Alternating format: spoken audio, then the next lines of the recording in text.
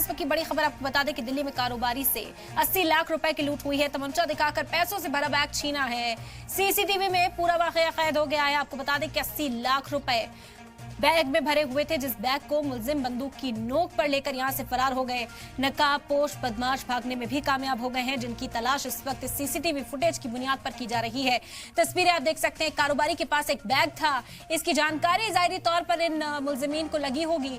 नकाबपोश बदमाश यहां पहुंचते हैं, मास्क लगाकर दिन दहाड़े इस कारोबारी को लूट कर यहां से ले जाते हैं। तस्वीरें आप देख सकते हैं। पहले से ही रैकी की जा रही थी और उस कारोबारी के करीब पहुंचते हैं, बंदूक दिखाते हैं और उस बैग को लेकर यहां से रफू चक्कर हो जाते हैं। फिलहाल सीसीटीवी की बुनियाद पर पुलिस तलाश में जुटी हुई है। 80 लाख रुपए इस बैग में थे कारोबारी के पास। ये मुखबर जरूर इनके पास रहा होगा, जिसने इस इत्तला को इन तक पहुंचाया होगा। और जैसे ही कारोबारी अपना बैग लेकर निकलता है, बीच सड़क पर लूटपाट की इस वारदात को अंजाम दिया जाता है। दिल्ली की ये तस्वीरें आप इस वक्त देख रहे हैं।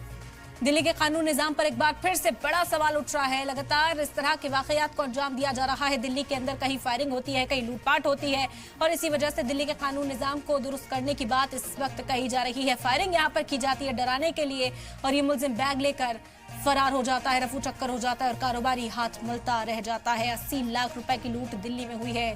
तस्वीरें दिल्ली से इस वक्त आप देख रहे हैं और इसी की बुनियाद पर जांच जारी है।